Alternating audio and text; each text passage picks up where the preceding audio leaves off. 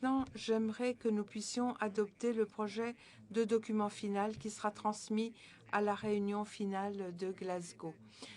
Vous savez que la prédisposition du document a été confiée à la présidente de la commission environnement de la Chambre des députés italienne, Alessia Rota, et le membre de la Chambre des communes du Royaume-Uni, M. Alex Sobel.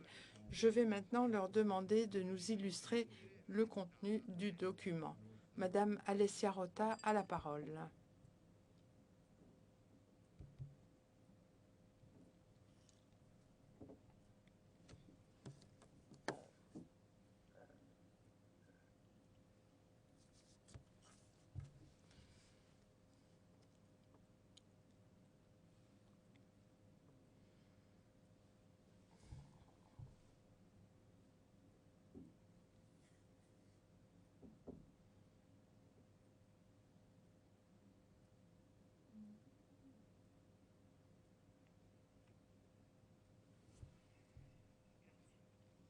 Merci.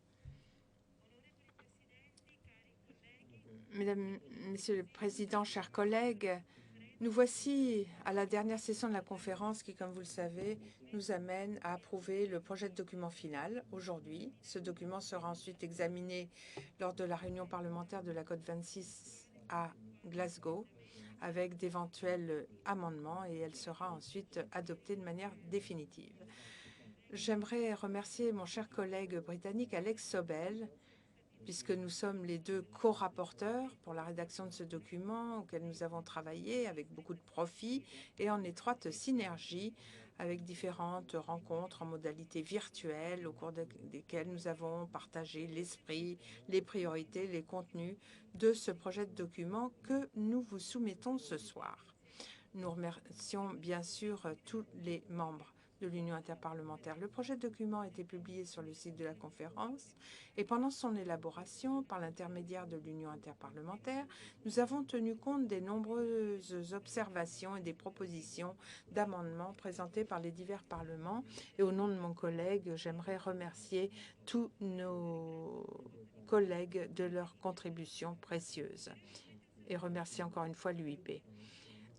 D'autres observations au texte adopté à Rome pourront être transmises au plus tard le 21 octobre pour la rédaction du document final, qui doit être approuvé pendant la session de clôture de la réunion parlementaire de la COP26 de Glasgow. Nous avons essayé de reprendre le plus grand nombre possible d'observations, de requêtes provenant de tous les parlements dans cette dernière version du projet.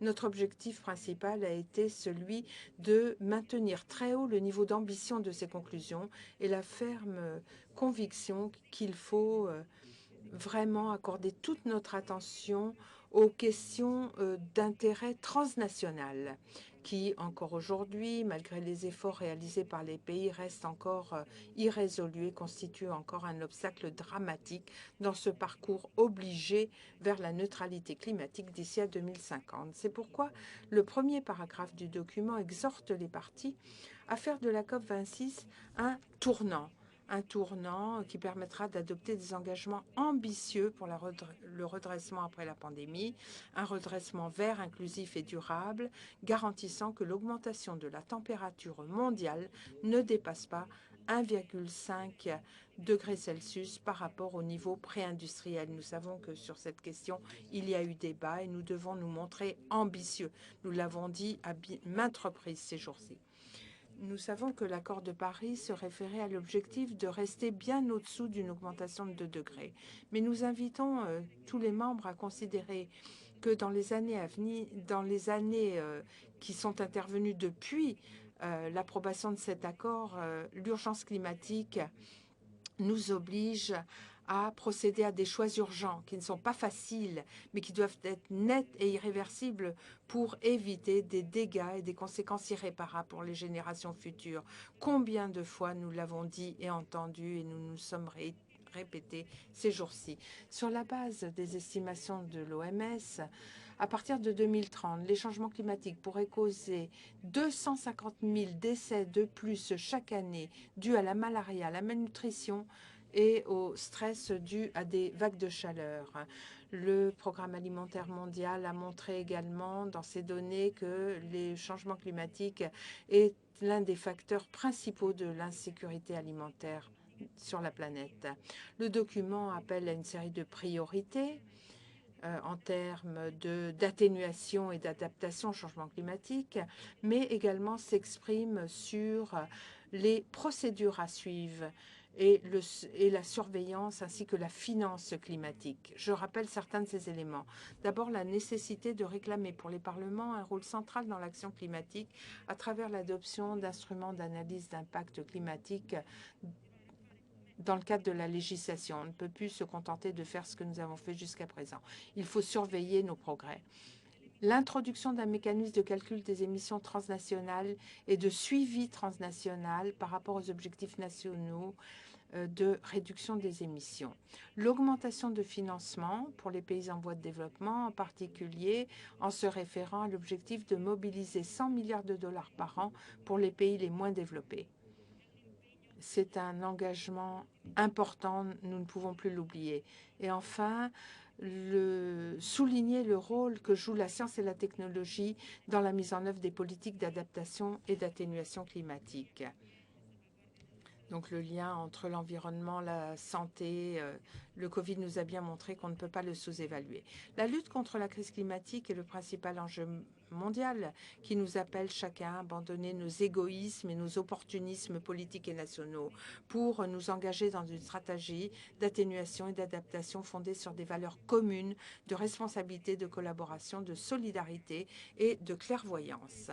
C'est le dernier appel auquel nous sommes appelés à répondre avant que la crise ne devienne irréversible. C'est l'avenir de notre planète qui est en jeu.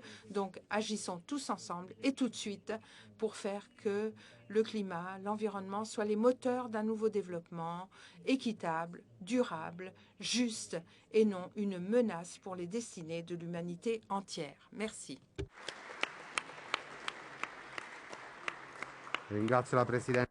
Merci à la présidente Rota de son travail. Et maintenant, je donne la parole au député Alex Sobel. Merci. Cher président, chers collègues, tout d'abord, je tiens à remercier ma co-rapporteuse italienne, Alessia Rota.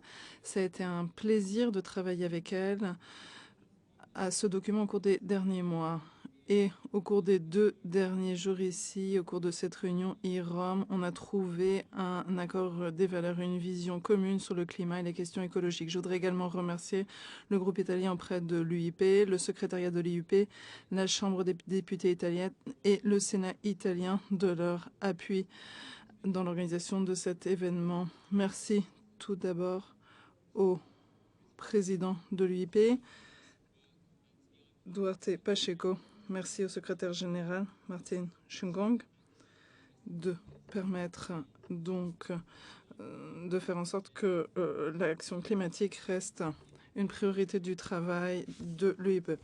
Dans les mots du Saint-Père que nous avons rencontré ce matin dans son Laudato Si, il dit « Il faut rappeler que les écosystèmes interviennent dans la capture du dioxyde de carbone, dans la purification de l'eau, dans le contrôle des maladies et des épidémies, dans la formation du sol, dans la décomposition des déchets et dans beaucoup d'autres services que nous oublions ou ignorons. » Et Alessia et moi-même avons essayé de prendre en considération cette approche écosystémique dans la préparation de ce document. Alessia vous a présenté le processus à suivre pour compléter le document pour son adoption le 7 novembre. Et je me fais l'écho de ce qu'a dit Alessia. Nous devons exercer toute notre influence dans nos parlements, non seulement pour réaffirmer, mais également pour nous placer sur la trajectoire des 1,5 degrés. Tous les effets du changement climatique, y compris les maladies, les pertes d'habitat, de biodiversité, les migrations climatiques, les inondations, les feux de forêt, la perte des PUDS, les mauvaises récoltes, la perte de rendement, tout cela rendra notre planète inhabitable. Comme John Kerry l'a dit, Glasgow sera extrêmement important. Il a dit, je dirais même que d'après moi, c'est la dernière meilleure chance que le monde a de se réunir pour faire les choses qu'il y a à faire pour éviter les pires conséquences de la crise climatique. Avec ces mots à l'esprit, je vous invite toutes et tous à venir à Glasgow pas seulement à l'occasion de la conférence de l'UIP, mais des autres événements dans la zone verte ou dans les marges. Mes collègues et moi-même au Royaume-Uni sommes à votre disposition pour faire en sorte que votre séjour à Glasgow nous permette d'atteindre notre objectif. Il s'agit de notre dernière meilleure chance d'éviter un changement climatique catastrophique. Merci beaucoup. Merci beaucoup. Merci de votre travail. Nous passons maintenant aux remarques finales. Pardon, je vous remercie. Le projet de document final est donc adopté par consensus par notre Assemblée.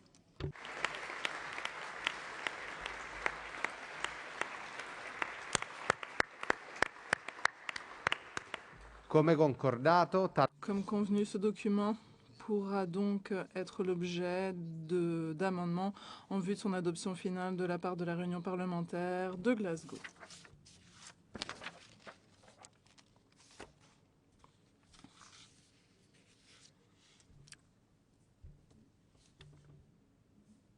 Oui. passiamo. Très bien. Nous passons donc maintenant aux remarques finales de notre réunion. J'invite le secrétaire général de l'UIP, de l'Union interparlementaire, Martin Chungong. À vous.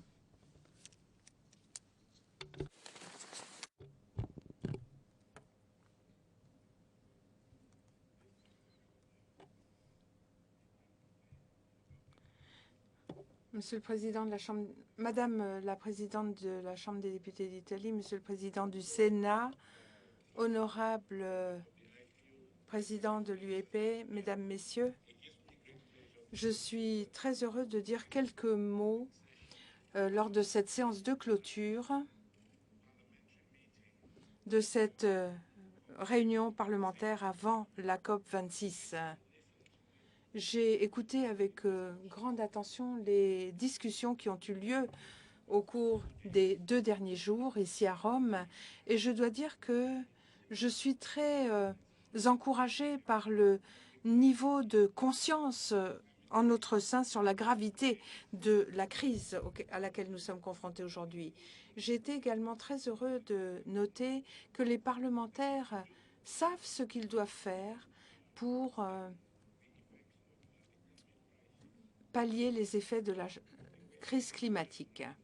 Mesdames, Messieurs, ce que nous avons entendu aujourd'hui, c'est que nous voulons nous rendre à Glasgow avec un engagement plus ferme, plus fort de la part des parlementaires du monde. Et alors que je vous livre ces paroles, je me souviens des mots du délégué du Royaume-Uni cet après-midi qui nous a dit « L'argent peut déplacer les montagnes. Les montagnes que nous devons maintenant déplacer, c'est celle de l'engagement politique. » Voilà les mots que je veux transmettre chez moi et emmener avec moi. Nous devons maintenant mobiliser l'engagement politique et nous attaquer à la crise climatique par ce biais. Alors, nous sommes tous d'accord sur le fait que les parlements ont un rôle très fort à jouer et qu'il faut avoir cet engagement politique pour veiller à ce que l'accord atteint dans le contexte des réunions de la COP puisse être mis en œuvre efficacement au niveau national. Nous savons que cet engagement politique est là, mais lorsque nous nous réunissons, comme aujourd'hui, nous avons l'impression que tous les parlements, tous les parlementaires se trouvent au même niveau de vision, de compréhension sur ce qui doit être fait. Mais ça n'est pas toujours le cas.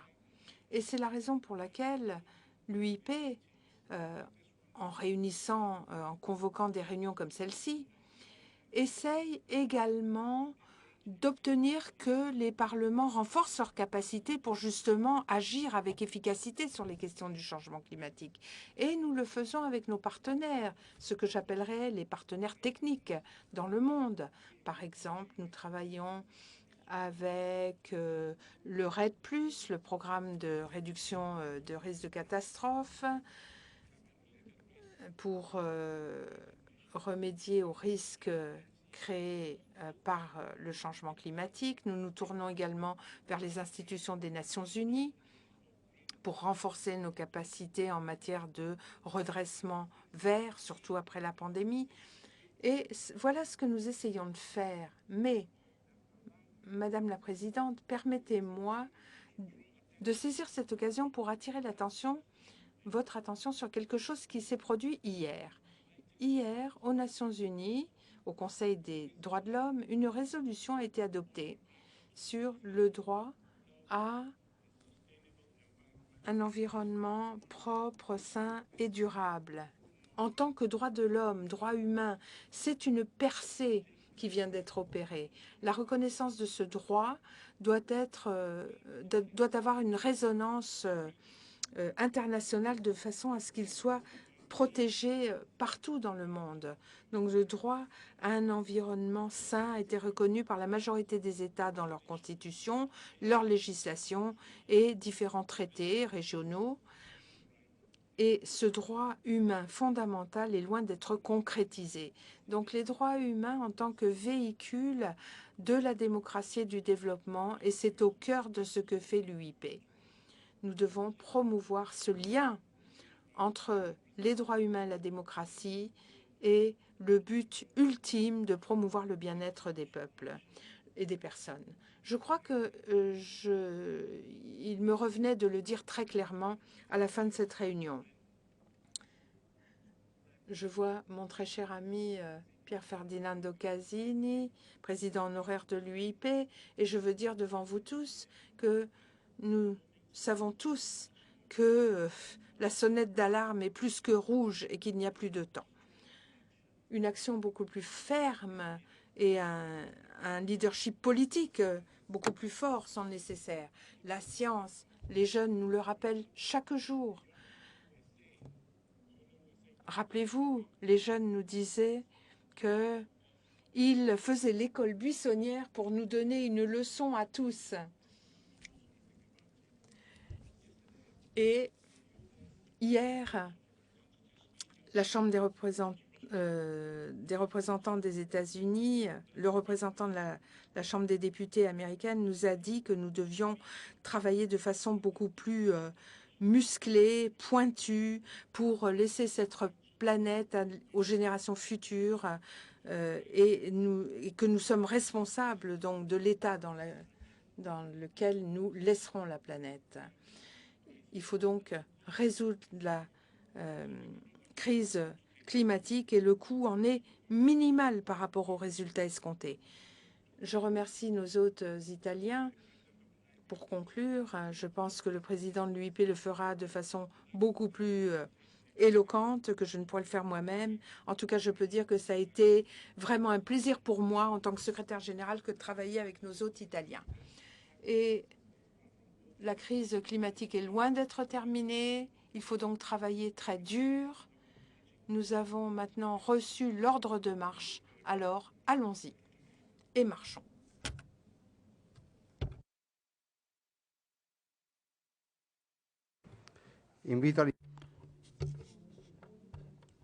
Je donne maintenant la parole au président de l'UIP, Duarte Pacheco.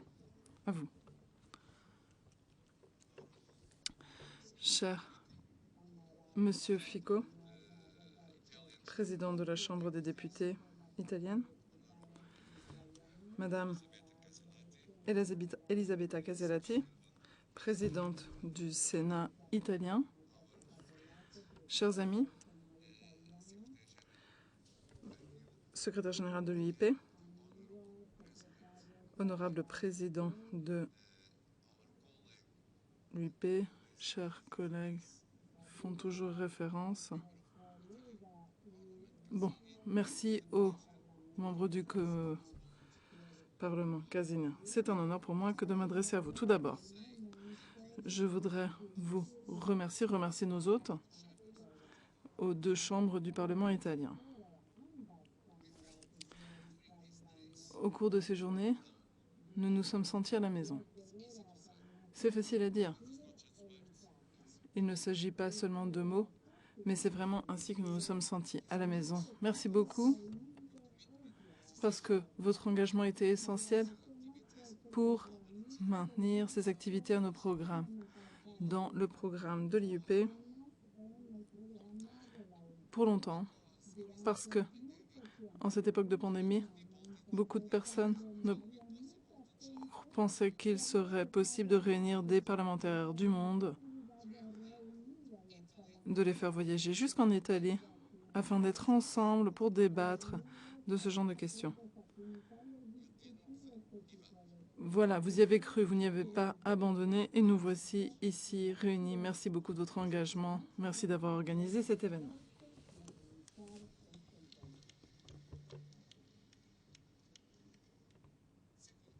Deuxième point sur lequel je souhaite revenir. Il est très facile. Ce qui s'est passé au cours des 18 derniers mois montre à nous tous l'importance du multilatéralisme. Cela montre que on ne peut pas être égoïste, on peut penser qu'on est très fort, que chaque pays peut résoudre ses propres problèmes.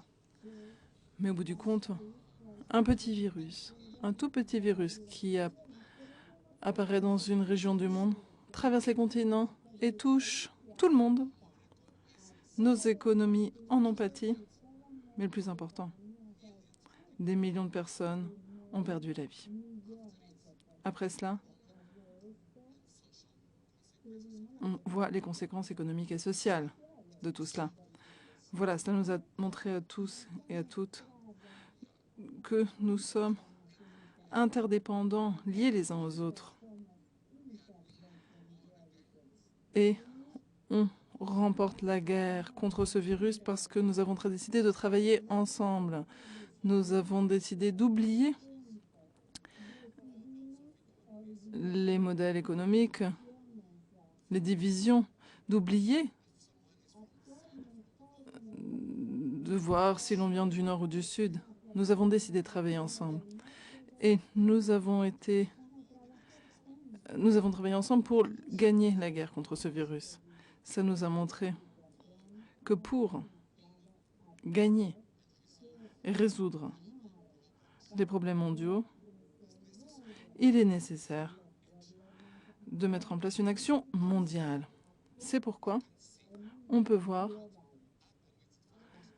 pu voir ce qui s'est passé avec le virus. Eh bien, c'est ce qu'il faut faire avec tous les autres problèmes mondiaux auxquels nous nous retrouvons confrontés. Et avec le changement climatique, c'est très facile. Je pense que personne ne peut nier la réalité. C'est un véritable problème qui touche tous les continents, tous les pays. Chacun souffre de ce qui se passe maintenant. Et nous souffrirons plus si on ne change pas nos comportements, si on n'agit pas dès maintenant. Ainsi, chers amis, chers collègues, nous devons agir. Et ce que nous avons fait ici au cours de ces 2 derniers jours est très important. Parce que nous avons montré notre engagement vis-à-vis d'actions véritables. Pas seulement de nous rencontrer, ce qui était très important bien sûr, et ça nous manquait, mais ce que nous avons fait ici au cours de ces 2 derniers jours, c'est de montrer que nous allons rentrer chez nous, exercer une pression sur nos propres gouvernements afin d'aller à Glasgow pour négocier et emporter un accord essentiel pour l'humanité. Et notre déclaration finale, c'est cela justement.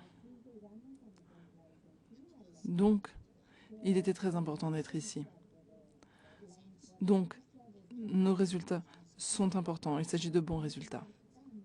Mais ce n'est qu'un pas. Nous devons franchir les autres pas très rapidement. Chers collègues, chers amis, s'il vous plaît, dans le mois qui vient, faites tout votre possible. Je vous invite à réunir nos différents collègues revenant de différents partis. ayant différentes idées politiques, montrez-leur l'importance qu'il y a à agir maintenant. Nous devons avoir un processus de négociation ouvert à Glasgow. Et après cela, d'ici Glasgow, et ensuite nous irons à Glasgow. L'idée à Glasgow, ce n'est pas seulement d'avoir une réunion de plus. Nous devons être là-bas pour exercer la pression nécessaire pour faire en sorte d'atteindre, d'obtenir un accord. Donc, ce que je vais dire maintenant est très court. Voyons-nous, retrouvons-nous à Glasgow très bientôt pour réaliser ce que nous avons à faire. Un accord à Glasgow. Merci infiniment.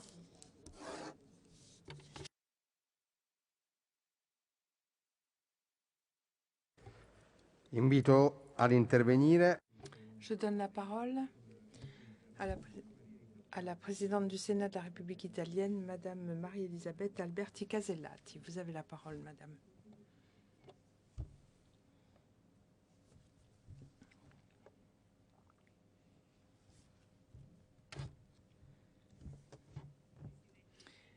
Monsieur le Président Fico, Monsieur le Président Pacheco, Monsieur le Président Casini, Monsieur Chung Kong, chers collègues, Mesdames et Messieurs.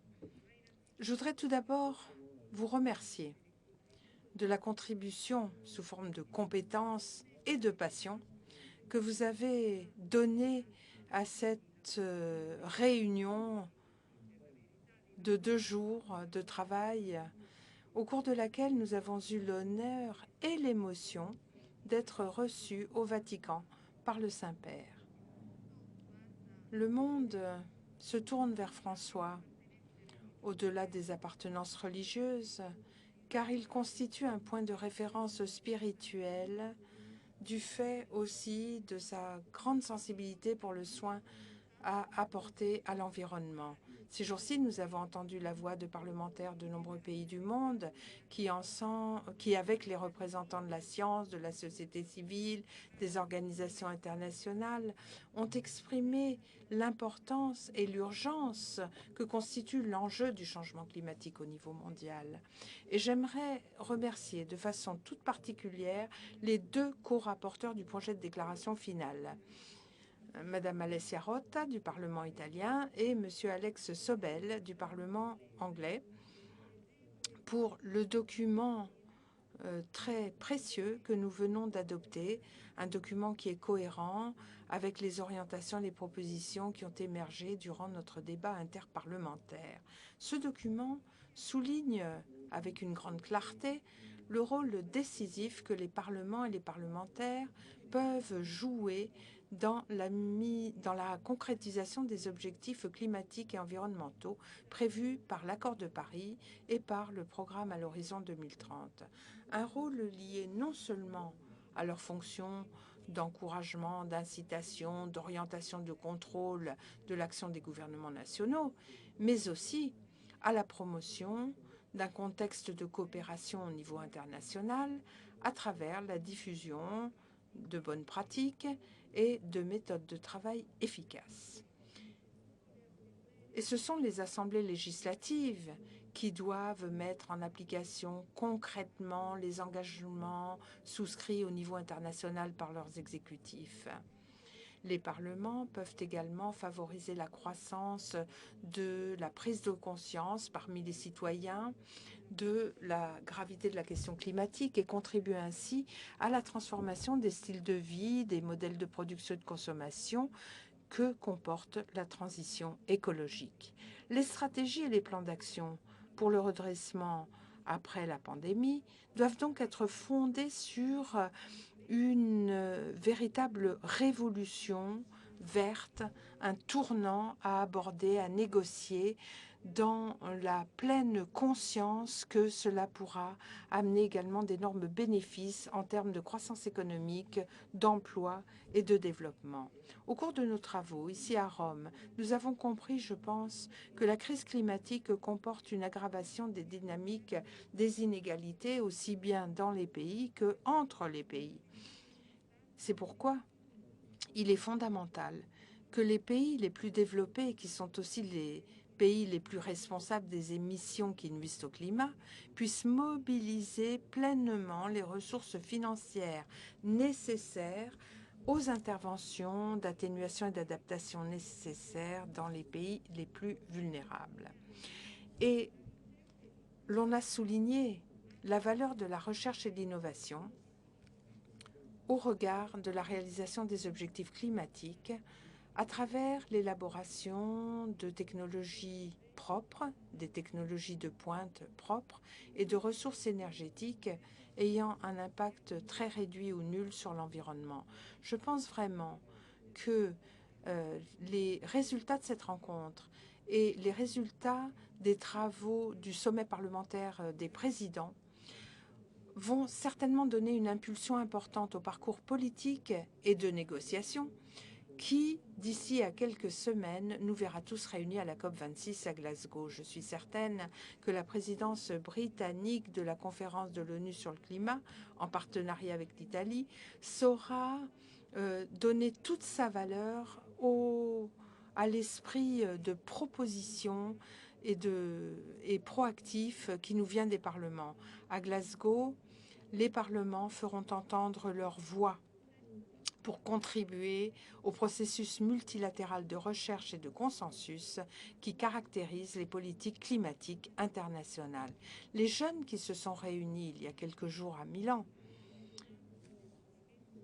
en représentation du mouvement pour le climat qui a rempli les places du monde entier, demandent avec vigueur à tous les décideurs politiques d'agir rapidement pour sauver l'avenir de la planète, pour les nouvelles générations. Comme représentants élus des citoyens, nous devrons faire tout ce qui est en notre pouvoir pour leur apporter des réponses concrètes et des solutions réalisables. En espérant que les travaux de la conférence et que votre séjour à Rome aient été pour vous un motif de satisfaction, je vous remercie de votre participation et je vous souhaite un bon retour dans vos foyers. Je vous remercie.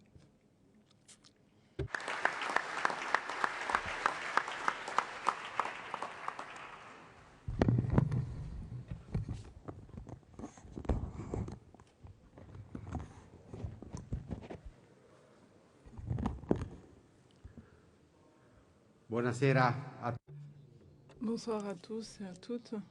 Nous arrivons à la fin de nos travaux et je voulais tout simplement vous remercier toutes et tous du travail réalisé, un travail de grande qualité.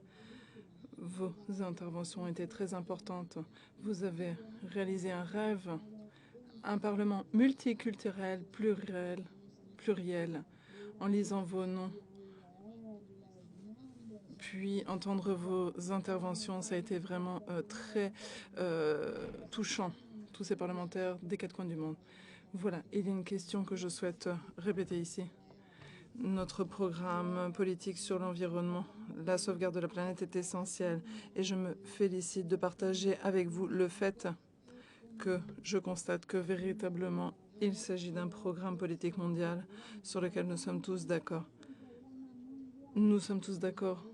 Il est le moment venu de faire plus, d'agir dans tous nos parlements qui sont les lieux essentiels, là où vit notre démocratie, une démocratie qui doit être développée dans la meilleure des façons et qui ne veut pas tourner le dos aux questions environnementales. Alors, l'après COP26 qui a élaboré ce document peut nous dire autre chose. Fondamentalement, nous nous reconnaissons tous en tant qu'êtres humains qui vivent sur une planète qu'il faut protéger, sauvegarder. Il faut prendre conscience de cela. Grâce à cet événement, j'en suis convaincue, la route que nous allons parcourir sera la bonne route à parcourir, une route pleine d'espoir. Je vous remercie. À bientôt.